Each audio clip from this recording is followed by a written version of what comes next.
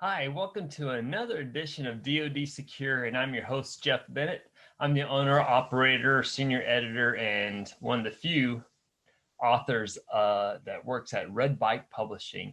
And I specialize in security clearances and how to perform on U.S. government classified contracts. So this is applicable for those of you who either are or desire to become an employee that works for a defense contractor or the U.S. government, or wants to start their own business and get a personnel or a facility security clearances for your employees and your business. And I've discussed those security clearances in the past, and we're going to move on. And this is applicable for security managers and, again, cleared employees performing on classified contracts.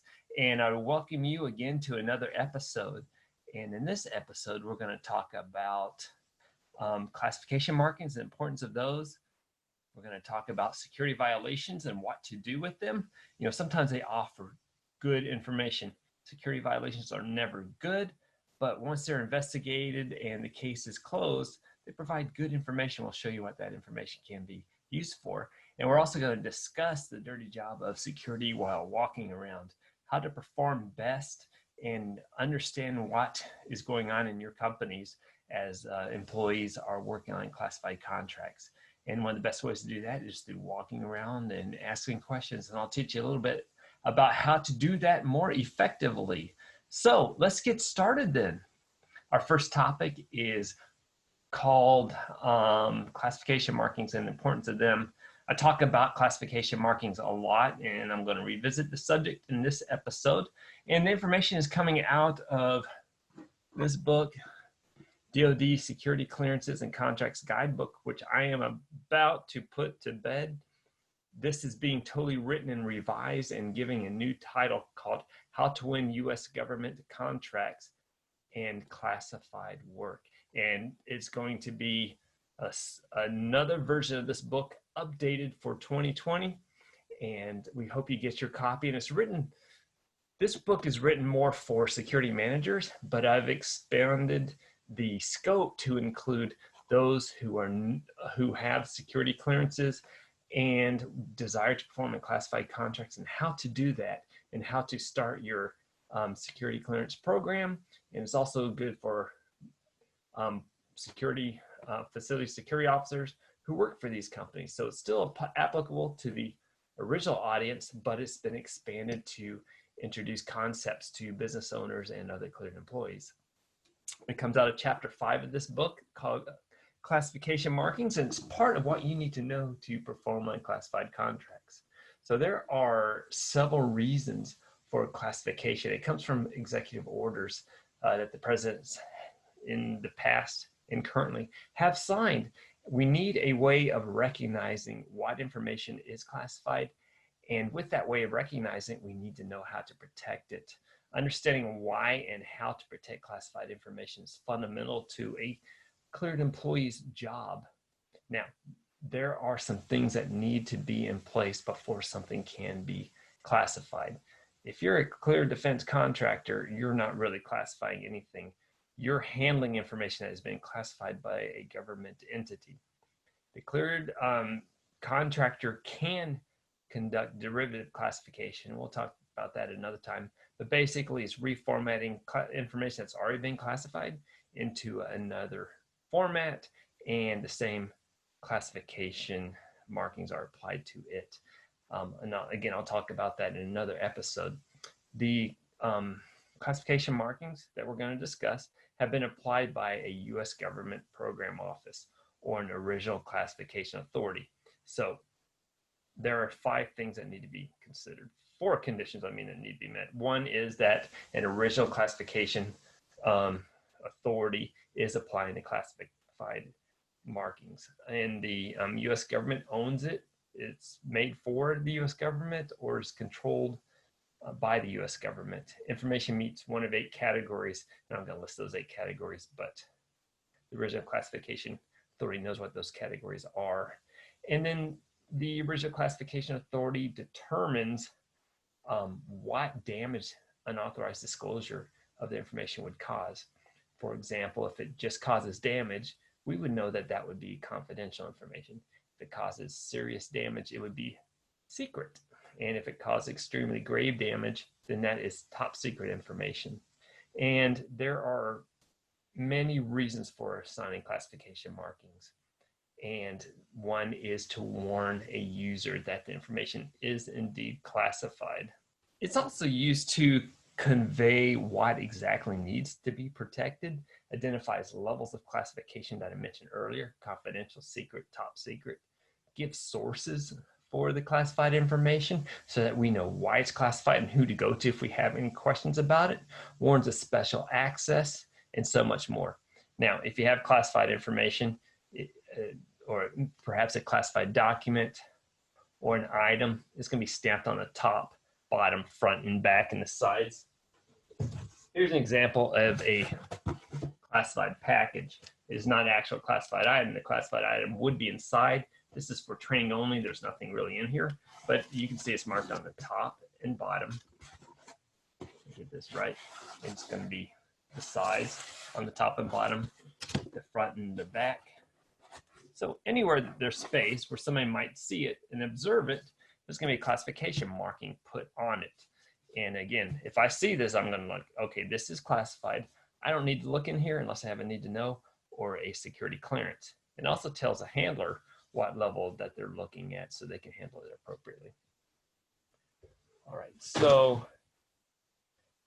other entities use classification markings. I've worked in jobs where I've been the facility security officer and the exports compliance officer and the safety officer. Now, exports compliance, we also have markings for official use only, controlled unclassified information, export controlled, so that I know when I'm handling information and the people working on the program know what can be exported and then what needs a license or provision or permissions before it can be provided to a non-US person. And then, so even with safety, we have markings on safety devices. Our MSDS identifies what hazardous material is. We have markings on enclosed spaces. So markings, whatever the marking is, they're all used for the same, to warn and to protect and to identify how to work on or around this classified information. So believe it or not, there's a whole discipline devoted to classification and markings. You might find in a larger defense contractor or clear defense contractor that they might have a FSO that has under them many, many different employees that perform different jobs. You might have an industrial security specialist. You might have a document control specialist. You might have a person that does physical security and so on. Well, this discipline would fall under document control. And classification markings are applied as soon as a document is created or copied or remade into another format. Those classification markings must be put on immediately. Now, on a document, you might find them at the top. I said the top, the bottom, the front, and the back. Each page will have it on the top and the bottom. Each paragraph will be marked with a classification level. The title lines will have a classification level on them. Any graphics or pictures will have a classification level on them. So it won't be unusual to find in a classified document. For example, the document is top secret, a line that talks about the top secret information, but not every part of that document will be top secret. There might be some that are secret, confidential, or unclassified. And so those lines will be marked as such. If the highest classification in one paragraph is secret, then that paragraph will not be top secret. That paragraph will be secret. Likewise, if the highest classification is unclassified, that paragraph will be unclassified. And same with photographs or tables or graphs. So each item in a document is classified at the highest level of classification within that item. But the overall document will be marked with the highest level of classification contained in that document. And so it's important that those people who are creating these documents mark them appropriately.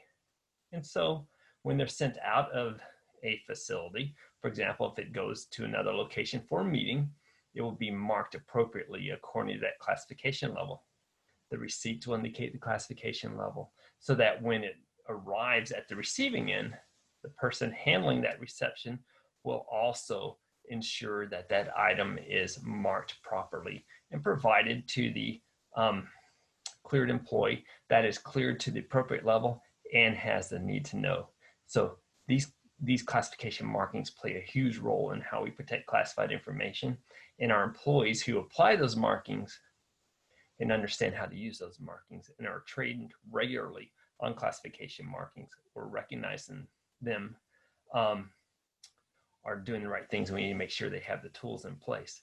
Some of the training that a person who knows how to mark classified information might receive is annual security awareness training, derivative classifier training, insider threat training, and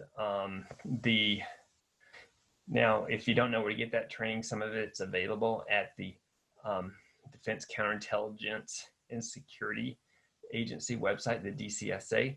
And also we have that training available at BennettInstitute.com, and there's some free training and other paid for training that you can register for and learn how to mark documents, learn how to protect documents, and it walks all through the NISPOM. So let's discuss security violations. What is a security violation? How do you know if you have one? Well, one of the things I'll go to is if you have something that's marked as classified or as confidential, secret, or top secret, they need to be locked in a safe in a secure container when not in use. And top secret and some secret information needs to have alarms, be behind set alarms, behind a vault or something. So they need protection. So if you walk into work the next day and you go and you find a secret document sitting on a desk, or a secret document printed and left on a printer, or a document left on a microwave and it's marked secret or confidential or top secret, you've got a security violation. If a classified product or a classified item is not where it should be and under the protection that should be afforded to it based on its classification markings, you've got a security violation. Now, security violations do happen. They happen a lot, like I mentioned. I gave you an example of some real security violations that I've seen in the past. We've seen classified items left on top of security containers, on top of safes, and not locked inside. What if this happens? What if you are receiving, what if you receive a mailed item? This is a proper marking, all right? So sometimes you might receive a classified package that is addressed properly, but what happens if it's ripped or damaged? You don't know if anybody has accessed it, right? You know it's marked classified on the inside, but we don't know if it has actually been accessed in an unauthorized manner and what information was leaked. So if you have a security violation or security infraction and you want to determine whether or not it's reportable, you have to perform an investigation on it. And these investigations, you ask the 5 questions: who, what, when, where, how, and why. And your job is to determine if classified information was leaked or provided in an unauthorized manner. Sometimes a classified document laying out does not disclose anything if you discover that nobody had access to it. But if it's laid out in a commons area and people had access to it and they didn't have a need to know, well, that's a security violation. We'll talk about more about those later. But how do you handle security violations? One of the things, once a security violation is completed and a report has been made and it's closed out, you should be able to access that data to provide good training to your cleared employees.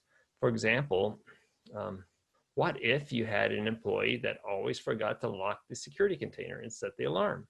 What if you had an employee or a section or a unit of employees who constantly forgot to take classified information off the printer, or constantly forgot to set the alarm at the end of the day or do end of day checks? You've got an issue there. So security violations can be data that you can use for input to additional training that you give at your company. Your cleared employees need to know what the problem areas are, and they need ways to fix those problem areas so they don't reoccur. Too many security violations. During a reportable security violation, you always want to report who performed the security violation, what the disciplinary action was. And so if that person were to get more than one or more than two or three, they could potentially lose their security clearance. So you want to use these security violations or infractions as a learning process to help train employees and break bad security habits. These violations may also indicate who might be an insider threat. Maybe somebody is purposefully trying to exfiltrate classified information for nefarious reasons such as espionage. So you want to use data that you can get from a security violation or multiple security violations to prevent bad practices or to discover potential threats of espionage or potential insider threat of one way or the other. So the thing that you don't want to do with security data, what you do want to do when you report security violations is indicate who was at fault in remedial actions. But if you use the security data for training, you don't want to report those. You want to strip down personal data and just use the information so that nobody knows who committed the infractions. You can even be more generic to say that it didn't even happen in the company if you want to do it that way. But security violation information or infractions is very important, and if used properly, can improve your security program. Here are some examples of security violations and how they have been used to improve security programs. Okay, so at one time, these are real. Many years ago, when I was a private in the Army, I was responsible for bringing encryption devices from one building to another. And the person gave me a canvas bag to use to transport these encryption items, and they were classified. And as we were transporting them, by the time we got to the place where we were supposed to be, we discovered that we were missing a couple. That was very unfortunate. What had happened was there was a hole in the bag that we were transporting them. But since we were responsible for transporting them, we were subject to the investigation. We did a search of the area, backtracked our steps, and ended up finding everything, and that's a good thing. It closed out in a positive. We realized through this training that we cannot be using canvas bags or things that have holes in them or a potential. So out of this, we were able, our sergeants and us, we were able to look at what happened and change the way that we transported classified items. In this situation, classified information was not exposed, but the potential for unauthorized exposure was great if somebody was able to get these encryption devices. But we were able to recover them, and we use this incident as in future training events. Okay, so now here's another example of security infraction or security violation that was investigated and used, and the information was used later to improve the security program. We had employees who worked together in separate offices. That, what I mean by work together, they worked for the same company, but they worked on two different contracts. At one point, one employee went to use the restroom and gave their classified information to another employee to keep an eye on while they were gone.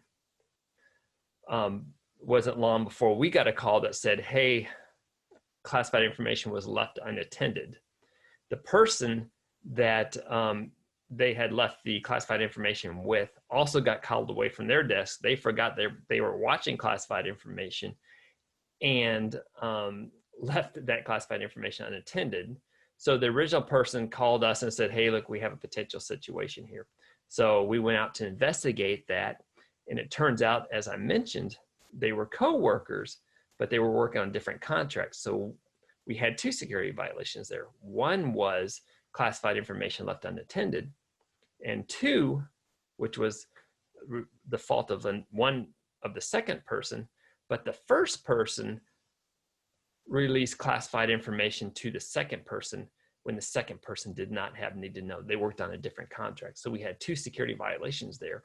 And we were able to use that information to train the employee workforce who did not have experience with need to know on how to properly release classified information to only those authorized persons with the proper clearance level, secret, confidential, top secret, and the need to know. They had a working relationship, they had a contract that allowed them to view that classified information. So security violations are bad. You want to prevent those security violations. However, once investigated and closed out, they can be used to sharpen your security program and improve your best practices that you have in place, as well as design out poor practices that are part of your security program. We want you to be successful in your endeavors to work on classified contracts and not lose your clearances. Let's talk about an effective security tool I like to call, and many of you have heard of, security through walking around. This is a very important tool that you can use to get to know the employees and catch them in their natural work environment and develop those relationships that you need to know so that you can keep in tune with how your employees are performing on classified contracts. Now, this will require you to get off your computer and go see the workforce, show them your smiling face, and be friendly and approachable. This is not the time to be like Paul Blart Mall Cop, where you go and you try to enforce discipline or throw your weight around. At this point, we are managers and leaders engaging the workforce and trying to discover how they interpret the policies and procedures in place and what their strengths and weaknesses are as far as protecting classified information. You're not going to tell them how to do their job better. You're not going to be able to help them with their engineering problems. But what you can do is alleviate their worry and show them how to best perform on their best protect classified information as they are making copies or conducting derivative classification. Now, it doesn't mean walking around and joking with everybody. That's part of it, but you need to go with a plan. And this plan may be a checklist. It may be, if you do security through walking around monthly, you have monthly topics. Maybe you go weekly and you have a weekly topic. You might want to talk about the company policies, that you might want to talk about the National Industrial Security Program Operating Manual. You might want to talk about the Technology Control Plan, Program Protection, whatever the topic is. Be ready to prepare to discuss how the employees interpret the topic and how they're applying it as they perform their job with classified material. We want to know that they're successfully engineering, designing, and building, while at the same time protecting the information that the government has given them to be able to do their jobs. So maybe you have a theme or a message that you want to give. As you go out and talk to employees, just bring it up and you'll get some honest feedback. Hey, what do you think about a question might be, hey, tell me, what do you think about the continuous evaluation program? And they might look at you like, what do you mean continuous evaluation program? If that happens, then they are weak on that topic. However, if you had just discussed it at security awareness training, they should know what you're talking about. For example, what do you think about the security continuous evaluation program? They might say, oh, do you mean like report derogatory information on ourselves or other employees? Yeah, that one. Do you understand what that means?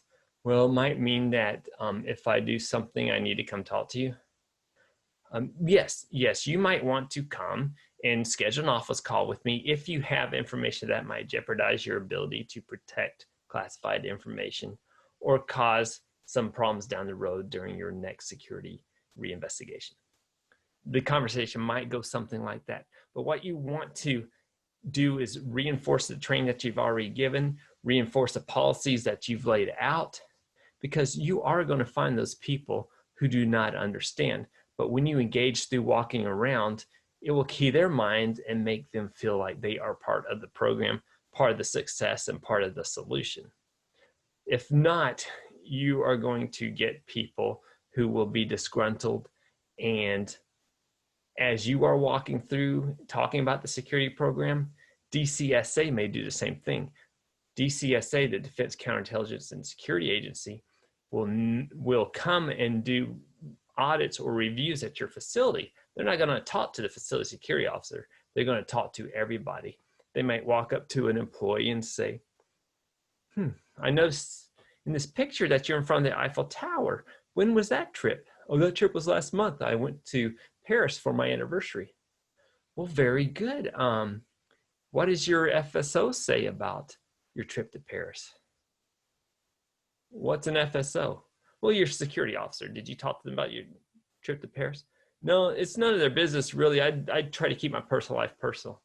You know, that's the kind of information, or that's the kind of interaction that will get you in trouble during the DCSA audits. However, if the security manager is doing security through walking around, they might have those same conversations, so that they might say, hey, I noticed that you went. How was your trip to Paris? Oh, it was great. We had so much fun. And you might say, well, I'm so glad you told me about it, because DCSA is coming next week. And we're also, as you know, we need to know about foreign travel. And I'm so glad you told me about this. And somebody else might pop up and say, yeah, you know about my trip to the Bahamas, right? Yep. And I'm so glad you told me, because a lot of people think that they don't have to report trips to the Bahamas. Oh, yeah, we know now that we do Bahamas and Canada and all these other trips that are international. So that is the result of a good security program, as confirmed through security through walking around. And there's some other things that you can do as well.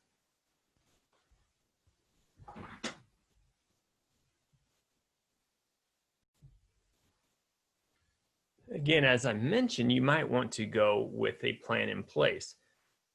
The plan may be revolving. Maybe the first time you go out, you talk about administrative issues with security clearances and policies. The second time you might go out, you might talk about classification markings and how you recognize classified information.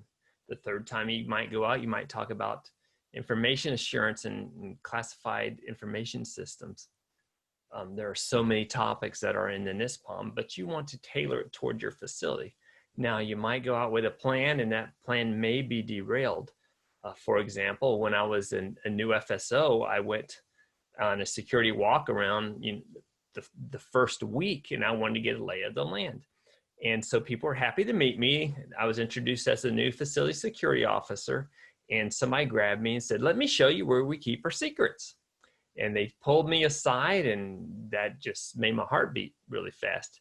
Okay, because I was not aware of any security containers outside of our centralized document control.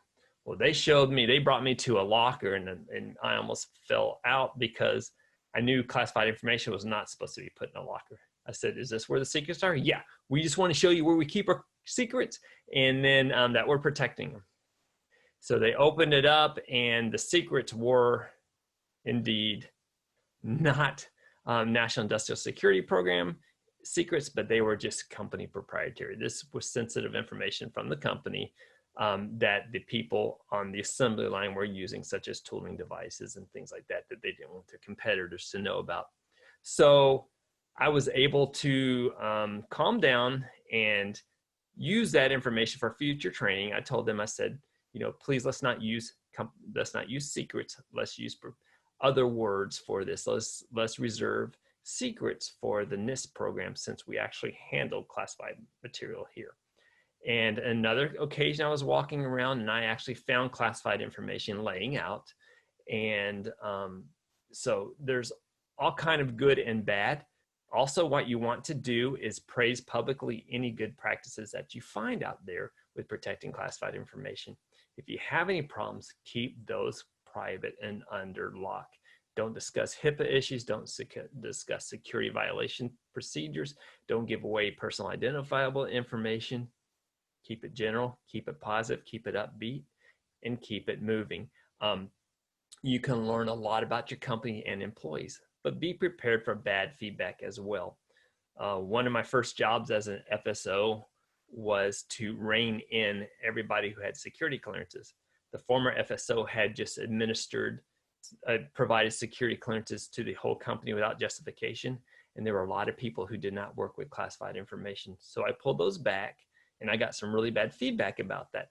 But I was able to explain the process that if they felt like they needed a clearance, I put a process in place where the first level vice president could approve those. And so they started realizing I wasn't the bad guy, but we had to get it out because they were they were not happy with that move. So there's some other bad feedback that I've received before, such as I worked in a classified area where each building had 13 doors. All 13 doors were unlocked. And I noticed that family members were coming in, pizza delivery people were coming in, non-employees were coming in unchallenged. So I put a process in place where we got those doors locked down, and we protected the employees and the classified information a little bit better by using everybody can get out at any door, but you can only enter in through 2.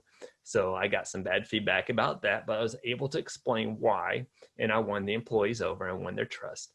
And so security through walking around is a very valuable tool, but go with a plan, be prepared for good and bad news, be prepared for your plan to be derailed to handle emergencies, and then be prepared to give follow-up, especially if you're asked questions that you don't know the answer to.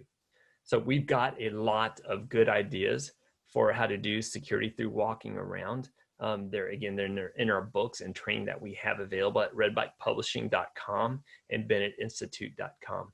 You can also email me at editor@redbikepublishing.com. I've got a lot of experience. I'd love to share it with you. Send me an email with ideas and anything else. So I'm glad you were here. I'm glad you participated in this discussion. Again, we covered classification markings, how important they are, how to recognize a security violation, and how you can use security violations in the past to better prepare you for a good security environment in the future. We also discussed a security technique called security through walking around. Hey, I'm glad you came. There are other podcasts, other YouTube channels you could visit. You spent time here, and I'm grateful for that. Again, if you need anything, contact us at editor@redbikepublishing.com. And again, thanks for coming.